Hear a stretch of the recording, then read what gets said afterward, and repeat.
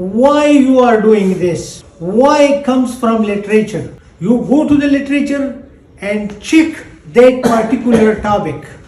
If that topic is not there, then search for relevant topics. For example, if there is no research on calcium substitution in strontium niobate, then look for calcium substitution in barium titanate and niobium titanate or any other material that what sort of changes such sort of substitution bring in specific materials, and that comes from literature. It is not your own work. You don't have your own sentence in it.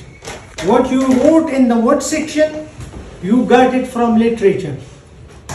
What you have in the why section, if I define that the why comes from literature review, the why comes from literature review, and people think that these are newspaper type news, that person studied that material and he found this, that person studied that material and they found this. You are not telling the news to the people. The literature review should be an analytical analysis in a sequential and progressional way to squeeze out the aims of your study. Analytical analysis of previous literature in a sequential and progressional manner to squeeze out the aims of your study. And when you have got the aims of your studies at the bottom of the literature review, then how to achieve these? Do you need any mathematical skills for the achievement of those aims? Do you need any experimental setup or experimental procedure for the achievement of those aims? So you mention that what will I do practically or mathematically, philosophically to achieve the aims of my study. And the win is that when you design a project today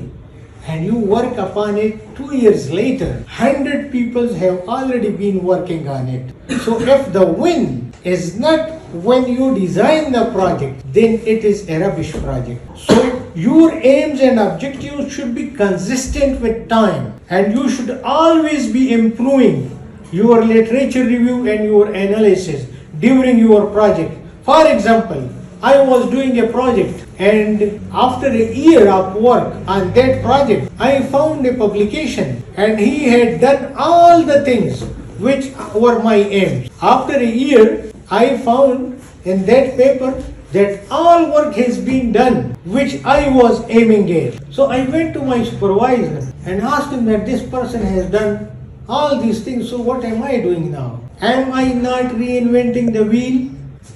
You should think about it. Am I not reinventing the wheel? If yes, then stop it.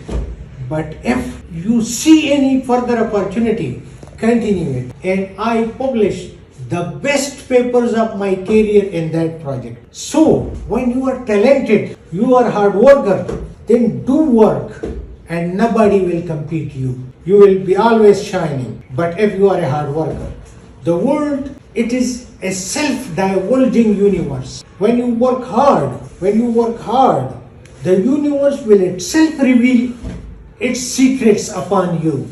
If you today, there was a person in 1939, his name was Richmond. He proposed that instead of the vacuum cavity in our telecommunication devices, a solid state small resonators can be used. Now, you wake up that Richmond and he will not understand the cell phone, how to use it. What does this mean? Einstein said many things 100 years ago and people are proving them today. And if you ask Einstein, he will not know many things today that are being done because of his knowledge, his discovered knowledge. What does this mean? This is the fruit of the hard work which this universe gives you. When you work hard, it will never be fruitless. When you work hard, it will never be fruitless. Da akida zan la joda ke chitta mehnat ke no de chaplarum sta hatsta nani shiarasta tari posh mein mehnat ke ikhlas sare ke honesty sara sincerity sara aw biya ta so gore چې ستاسو مخې له څوک راځي. زه ډېر کمزوری سړی یم، ما له خو څوک داسې مخې له نه دي راغلي. ما ته خدای پاک هغه ټول اپرچونټیز چې کوم زما خوښ وو هغه ما ته میلاو شوي. دا چرې کې مه راولئ چې دې وطن کې کرپشن دی، دې کې دا دی، دې کې هغه دی. نو ورک هارډ and your reward is guaranteed.